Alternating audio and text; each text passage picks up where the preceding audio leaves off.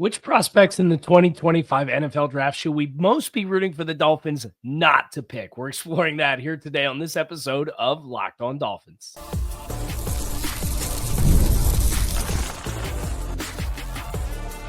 You are Locked On Dolphins, your daily Miami Dolphins podcast, part of the Locked On Podcast Network, your team every day. All right, Miami, welcome to another episode of Locked On Dolphins. It is your team every day here on the Locked On Network. I'm your host, Kyle Krabs, a lifelong Miami Dolphins fan, host of Locked On Dolphins, co-host of Locked On NFL Scouting, author of Touchdown Miami on Substack, the NFL draft lead for the 33rd team. I want to give a special welcome and shout out to our everydayers because it is your team every day. We don't just say it, we live it here on the Locked On Network. Today's episode of Locked On Dolphins is brought to you by Game Time. Download the Game Time app, create an account, and use code LOCKEDONNFL for $20 off of your first purchase. Today on the show, a little bit of story time, looking at the draft board, and some names that I really just want to hold my breath and say, please don't go this direction. And this has become known for those of you who are annual listeners or longtime listeners. You'll recognize this story. And for those of you who are newer listeners to the program or found Locked On Dolphins more recently, I've been doing draft work since 2013. I've been covering the draft live on the internet in some capacity since 2017. 2017 was my first draft where you're at a desk and there's a camera and you're live on the air and you're reacting to picks in real time as they happen. And it was myself and Joe Marino, who's my co-host now on Locked On NFL Scouting. We did Draft Dudes at the time. We did Draft Dudes that had like an 8-year run before a rebrand. And we were with a company called FanRag Sports at the time. So we flew out to Phoenix for the studio, and we're in the hotel, going down the elevator the morning of night one of the draft. And we're talking about what's going to happen that night. And Joe says to me, Kyle, who's the absolute deal breaker? Please do not draft player that you'll be really mad about if the Dolphins draft tonight. And my answer was Charles Harris. And of course, the Dolphins draft Charles Harris, and Joe Marino's on the other side of the desk, and he's giggling like a toddler because it's the funniest thing that he's ever experienced in his life, right? And it's because the Charles Harris scouting report that I had written for that year, a 4th-round grade on Charles Harris. Quote, Charles Harris, well-built pass rusher with tools to be a reliable high-end starter at the NFL level. But Harris is in need of improvement, is with play diagnosis and football IQ. Too often he is his own worst enemy and fails to adjust his course based on his initial sightlines as a rusher. Harris provides an explosive mix of twitch and power, which makes him a handful to account for on the boundary. Yet when Harris is let to roam the edge as he has been in Missouri, it promotes poor habits in the run game, and too often Harris will run himself out of contention on plays. Harris will require some mental reconditioning in order to even out the end results of his play on a snap-by-snap basis. That said, his size and athleticism profile warrants consideration on late day 2 as he is a highly potent linear athlete. He had a 4th-round grade on Charles Harris. Dolphins drafted him at 22. My night's ruined. We're live on the air. And ever since, people have loved the story of you're in the elevator on the way down. And the question is, man, who's the buzzkill draft pick in the 1st round? So it has kind of taken on a life of its own to become the Charles Harris, the Charles Harris, please God not him memorial list on an annual basis. I didn't want Charles to catch any strays here in the title, so we didn't put it in the title. But consider this the Charles Harris list. Who I'd be pretty upset about the Dolphins drafting with their pick at 13. And I will say this. My word with the prospects and the rankings is not law. It's my opinion. It's based off of what we know, but not necessarily based off of variables that they know the direction that they want to go instead. So if they're making subtle scheme changes or they're planning on doing something different than what they've seen in years past, I'm not privy or grading on that scale, right? I'm only grading on the history of the wide zone offense and the style of play that we've seen and how they've run it. I think there's some quarterback stuff that's a really good example when you look at the Dolphins specific grades that I have for this year's class. There's guys in a vacuum that I would take higher, but they score higher on Miami. A different player scores highest in the scheme adjusted stuff because of how the Dolphins have currently constructed that position to work within their offense or defense. So if the team drafts a player that I have 40th on my board at 13, do I think it'll be great value versus the way that I coveted the players and what I think my diagnostics are of what the team needs and how the players could fit? No, I don't think. I'm not going to sit here and be like, wow, great value pick. But I would, more often than not, I would get it. And that's for me when I look at this year's class. I really do think they're going to have a hard time screwing up 13. And I'll knock on wood because Lord knows you don't put anything past any team, really. I know this is Dolphin-centric and the vibes are bad right now. But if you told me that they picked Malaki Starks, the complaint would be, well, it's a safety in the top 15. I don't think it'd be a valid complaint. But I think Malaki Starks is a great player. It could be Ashton Jeanty, and it'd be like, well, that's the last position they possibly need. To which I would say, yeah, but universally top 5 player in the class. At least it's a good player. It's a great player. You could say it's Kelvin Banks, and he's going to play guard, and I would have other tackles that are higher, but I see the scheme fit. He grades quite well from his universal grade to grading within the Dolphin scheme, so I'd understand why that would be the pick. You could tell me it's, let's see, who else, how far down? You could tell me it's Emeka Egbuka. Well, we don't really need a wide receiver. Tyreek Hills could be here. That's true. You could tell me it's Will Johnson, Janae Barron. You could tell me it's Josh Simmons from Ohio State. I'd be super concerned about the medical flags, but I really like the player. You could tell me it's Will Campbell, Armand Membu, Kenneth Grant, Nick Emanwari, Shamar Stewart, Jahad Campbell, Colton, maybe not Colston Loveland. I would really like a wide tight end player. You could tell me it's a lot of things. And I would say, okay, I get it. I see the vision. And more often than not, if they're taking a player that ranks in my top 30, 40 players, I'm going to be really confident it's a good football player. Is Tyler Booker on that list? I'd be really surprised if Tyler Booker was on that list because of the players that I have in my top 50 for this year's class for the Dolphins specific. I'm looking up. I have the Dolphins grade, and then I have the number difference between my universal prospect grade that is as I grade for all 32 teams, and then the Dolphins grade, the difference between those two. Tyler Booker loses more points than any other player in the top 50 as far as like the drop off from what I grade him universally for what I grade within the system. Would I understand why they would pick a dense interior offensive lineman? Yeah, because it's been a problem spot. Do I think that's good value at that spot? No. Would I pick Tyler Booker if I was going to pick a guard? No, I wouldn't. But I would at least get the vision of the pick. So it's not that, right? It's not, man, I would have gone a different direction instead of picking this player. Because I think the menu of like kinds of players and fits that they could put in within this infrastructure right now, they got a lot of margin for error to find players that are going to be contributing football players. It's who are the players that you think would be the mistake? Like, oh no, please no, what are we thinking here? That's the spirit of the list.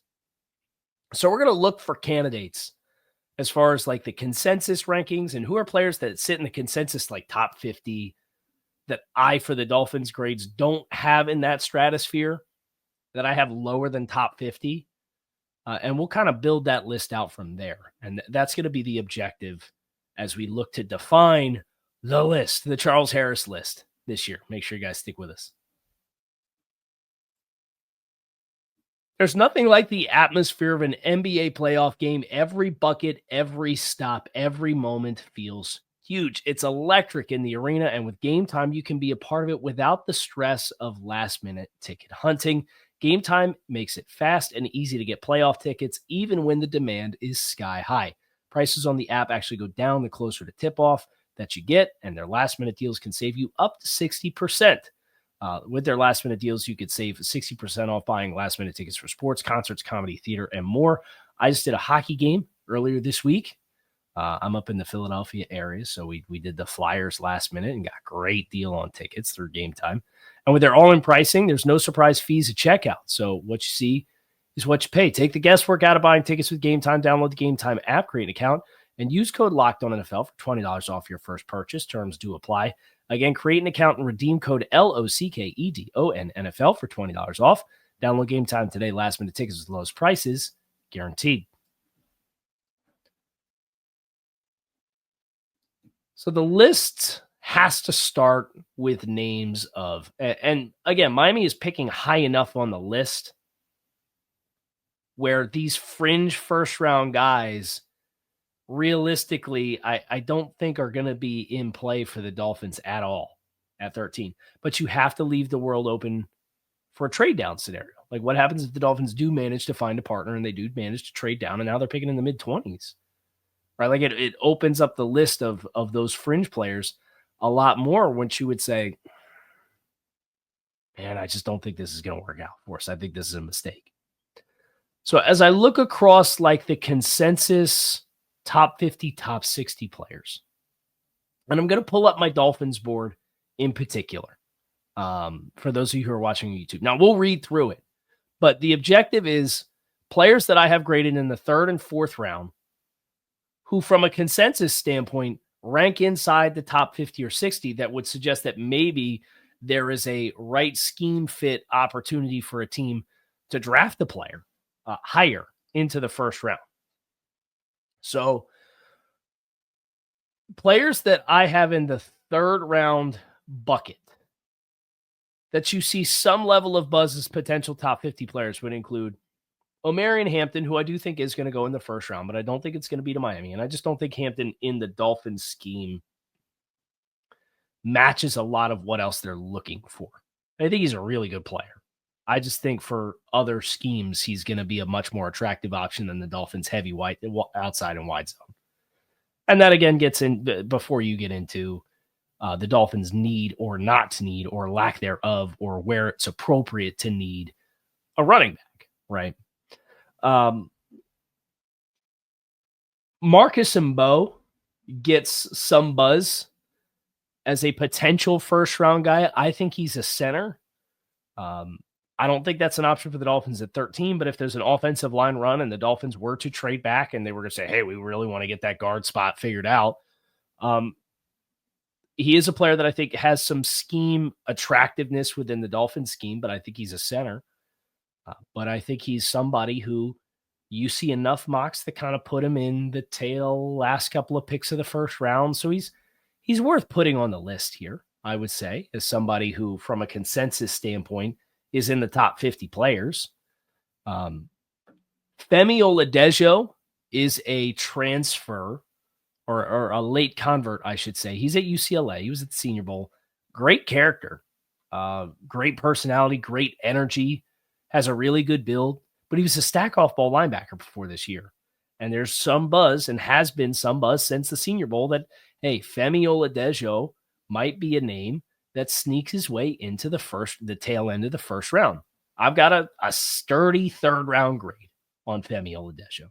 So if you told me that was a player that the Dolphins were going to take in the 1st round after a trade down type scenario, certainly at 13, when I don't think they need the edge, I think he's plenty raw as a pass rusher as far as the pass rush plan, wouldn't be, I think it would be a mistake, even if they traded down. I think the next name's probably the most likely for where the Dolphins are actually at. This is a scheme-specific type of cornerback. It's Azareye'h Thomas from Florida State, who's a very press, physical, big-bodied guy, doesn't have great speed, but like in a world in which the Dolphins say, hey, we're moving on from Jalen Ramsey. Hey, we've moved on from Kendall Fuller. Hey, we want to get a corner and it's a premium position. Even if you want to play a ton of man coverage, and Thomas is a consensus top 50 player. If Will Johnson and Jahdae Barron are gone, and say Mason Graham is gone, and that's the only defensive tackle that you have coveted in that stratosphere, I would rather draft a safety, or I would rather draft an offensive lineman, or I would rather draft a defensive tackle, even if there's a drop-off, or whatever, than to take an Azareye'h Thomas, who I think is, frankly, has some parallels to Charles Harris as a player, even though they play obviously different positions. But Thomas needs a lot of technical growth and refinement, I think, to be the best version of himself. And I think he can be a solid NFL starting cornerback, especially in a press-heavy scheme. Do I think he's going to go at 13? Realistically, no, I don't. But I had Charles Harris graded in the 4th round, and yet he went at 22. So that's part of the challenge here in defining the list is who are the guys that predictively could go in a stratosphere or in a right perfect storm that you make the decision to draft a player like that. I think if you look a little deeper on the list into the 4th round bucket, there's a lot of buzz for Kyle Williams, the Washington State wide receiver. I'd be surprised if he goes 1st round, but never say never. I think he's a super explosive player, can be a Z receiver. I think he's got potential to be a great route runner, but I think there's some refinement in his game that he's going to be required to have before he becomes like a prolific NFL style impact player. And then I would go to the trenches for 2 more players that I have in the 4th round bucket that at least have had some level of buzz as being top 50 players. That includes Wyatt Milam from West Virginia. I'm not a fan. I see a lot of Liam Eichenberg in this game, Dave. And I know there's people that are really big fans of Wyatt Milam. You see some Milam being mocked to the Dolphins at 48. And even if it was at 48, like Milam would be on my list. You get the 98, you get the 116, and I'm going to say, okay, you know what? We're deep enough in. There's some parallels with a player that they've liked, and maybe you get a chance to get a guy who doesn't have all the bad muscle memory that Liam Eichenberg had developed across his first 4 seasons with Miami. Okay, there's only so many times before the profile and the risk versus the reward becomes something where you accept the possible payoff of it. But with a top 50 pick, either at 48 or 13, Milam was getting mocked in the 1st round of mock drafts as recently as January. So that's another short name list for me. And Joshua Farmer at defensive tackle. The Dolphins obviously have a need here. We've heard them be very complimentary of the defensive tackle through their public speaking opportunities. And I do think it is a ripe and prime class for the Dolphins to get a defensive tackle that can help move the needle for the group. And probably 2. But, Josh Farmer, if he ends up sneaking into a top 40 type scenario and the Dolphins trade down, if that's the face of your draft class, I just feel like you're probably missing an opportunity. There's some other names that predictably are going to go earlier than this as we finalize the list. I'll give you a clue. One of the names that we just talked about makes the list for 13. But there's other names that are graded even higher that are 2nd round players that I think have some questions that would be on that list for me of I don't want to say doomsday's probably the most apro word. But the Charles Harris Memorial, please God don't draft player X list. We're finalizing that list next year on this episode of Locked On Dolphins, so make sure you guys stick with us. As a small business owner, your work doesn't end when the clock hits 5 p.m. Your business is always on your mind, which means when it's time to hire, you need a partner that works just as hard as you do. That's where LinkedIn Jobs comes in. When you clock out, LinkedIn clocks in. LinkedIn makes it easy to post your job for free, share it with your network, and get qualified candidates all in one place. Post your job. LinkedIn's new feature can help you write job descriptions and then quickly get your job in front of the right people with deep candidate insights. And here's a pro tip: add the hashtag hiring frame to your profile picture to double your reach with qualified candidates. It's no wonder 72% of small businesses say LinkedIn helps them find high quality hires. Post your job for free at linkedin.com/LockedOnNFL. That's linkedin.com/LockedOnNFL. Post your job for free. Terms and conditions do apply. All right, so let's do the list. And the list for me has a number of players that are at positions of need for the Dolphins. The list is 4 players long. One of them is Azareye'h Thomas. If you told me the Dolphins drafted Azareye'h Thomas at 48, I'm totally fine with it. Okay, that's kind of like what last year's list had Patrick Paul on it, but Patrick Paul in the first round. Now, did I love the Patrick Paul pick in the second round? No, because I had a third round grade on Patrick Paul, but that's one of those ones where, again, the risk versus the reward, the fit within the scheme, you understand why they covet it, even if, incrementally in different traits along the way, my grade spits out a 3 versus a 2. Okay. And Pat, case in point, even after they made the Pat pick, I didn't like the Pat pick. I'm much more optimistic about the outlook of Patrick Paul than I was 12 months ago.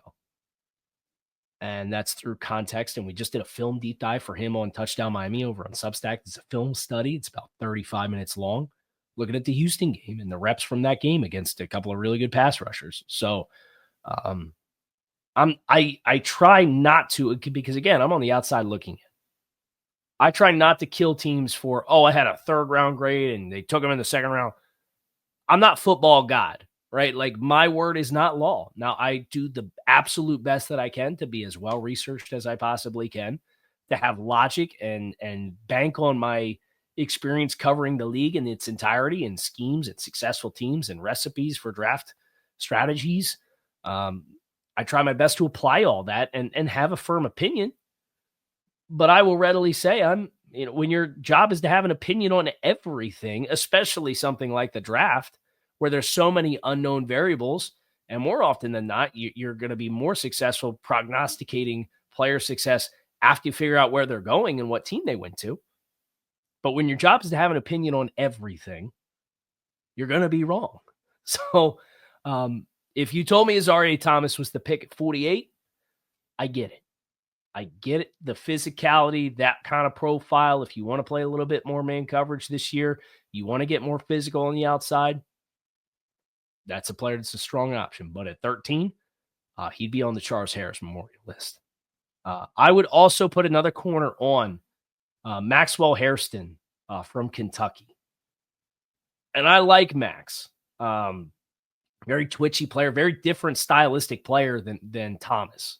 Much better at locating the football, but a smaller, leaner frame. It's a player that I have his concerns about, A, the durability, and B, the physicality element on the outside. Now, he's got the rapid-fire feet.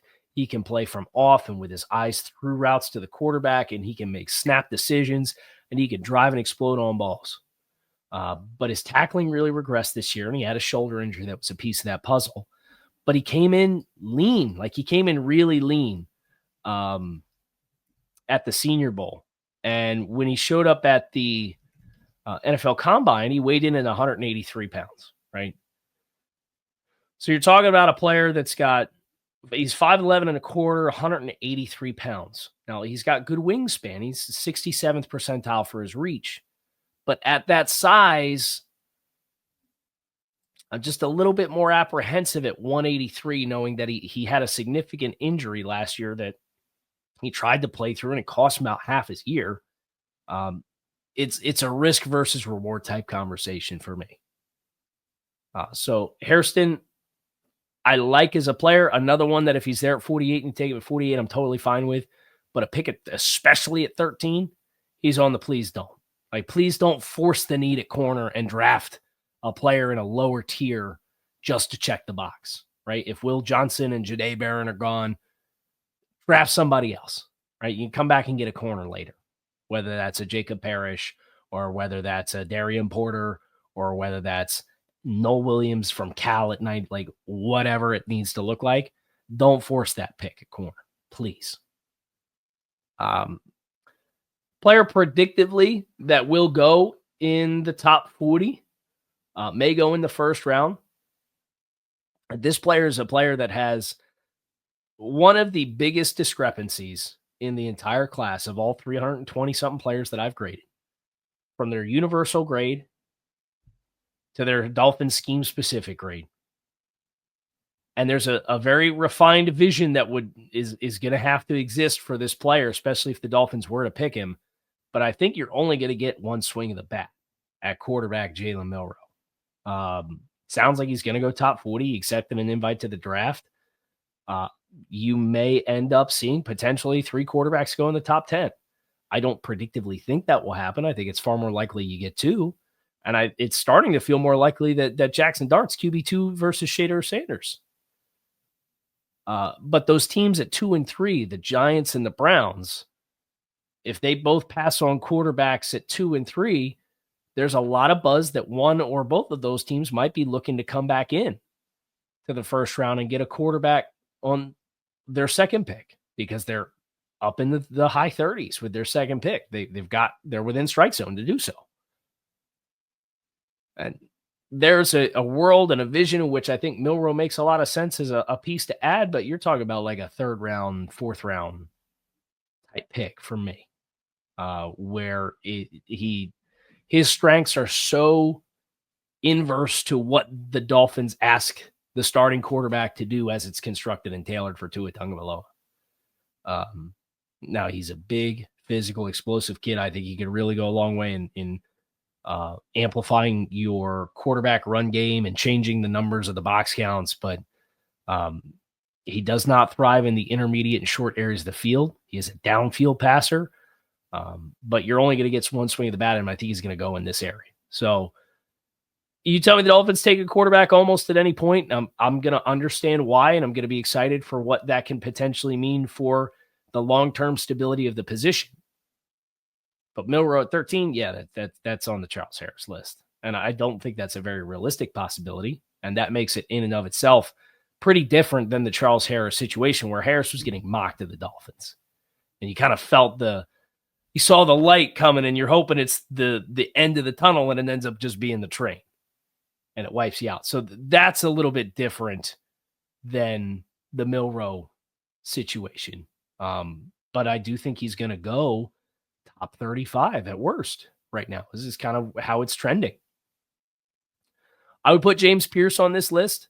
Edge is not super high up on the Dolphins needs list. But Pierce, ironically enough, actually has some stylistic similarities, I think, to a Charles Harris. Or the way in which he wins, he's reliant on that first step explosiveness and playing from wide angles and winning off the edge with speed and urgency, but processing plays, playing the run, feeling and diagnosing action coming your way in the run game, making sure you're not running too far upfield and taking yourself out of run plays. Those were things that I took great exception to with how Charles Harris played in the Missouri scheme that they played at the time. And remember, that was Coney Ely. That was Charles Harris. That was Michael Sam. The most successful player out of that group was Marcus Golden. And Golden's going on to have a great career. He's comfortably the worst athlete of the group, and he had no length. So it's funny how that works. But it's, again, a testament to you have opinions on everything. You're going to get your fair share of stuff right, and you're going to get your fair share of stuff wrong, especially with the draft. So right now, this list is Azareye'h Thomas, cornerback, Florida State. Cornerback Maxwell Harrison from Kentucky, quarterback Jalen Milroe from Alabama, pass rusher James Pierce from Tennessee. I'm going to put one more name on the list, and I actually feel like this is the one that's most likely to be the pick. Now, I would not be Charles Harris levels of devastated with this selection, but I do have some scheme translatability questions. The metrics and grades that he gets in areas of his game, I don't think matches up to the tape. There's a size profile element here that's challenging for me. He plays a position of need for the Dolphins. He's just as frequently mocked outside of the first round as he is in the top 20. That's Walter Nolen, the defensive tackle from Ole Miss.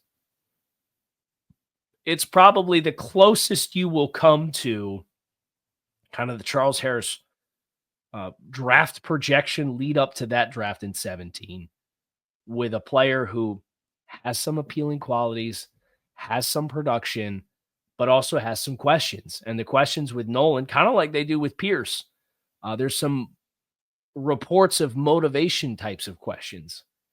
And for a team that's looking to jettison a bunch of older players that are established and well rooted in their league experiences, and you want to bring in a bunch of young players to work on quote unquote resetting the culture, right? They talked to Chris Greer talked this week about the importance of players who love ball, right? And maybe not leaning all the way into explosive athletic profiles in lieu of players who are smart and love football. And for the reports that exist about how do you keep the fire lit under James Pierce and how do you keep the fire lit under Walter Nolen, I think it's just a little added layer that makes it one of the least attractive options that I could see for the Dolphins with their pick. And to be fair to Walter Nolen, I have Walter Nolen graded 51st on my draft board for the Dolphins. And again, my word is not law. I'm readily willing to admit that. But it's a player I have a second round grade on that I have some questions about the length and how he plays the run. I know his run metrics are really good, but it feels very feast or famine. It's very splashy at times, but then there's other plays where it doesn't connect. He doesn't play with a lot of length. The Dolphins did a lot of gap control type of stuff up front. He's more of just a true authentic penetrator. It would be the pick for me that would feel the most like, hey, we got to check the box.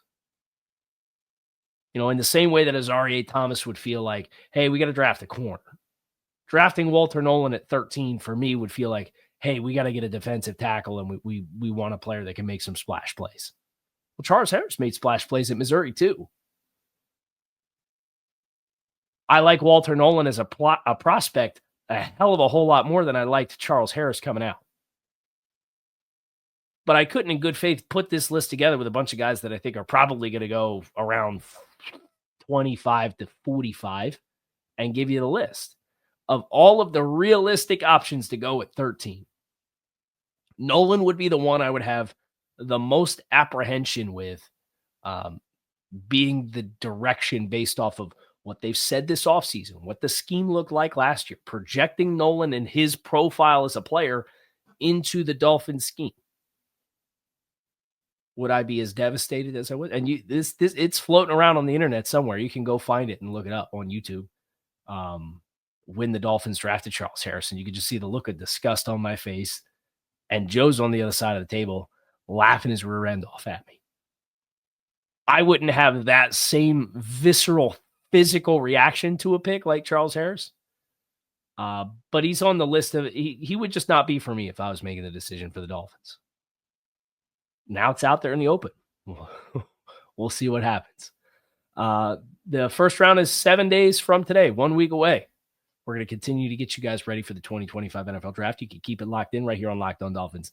It is your team every day. Appreciate you guys as always for checking out the show. Make it a great rest of your day. I'm out of here. Go Fins.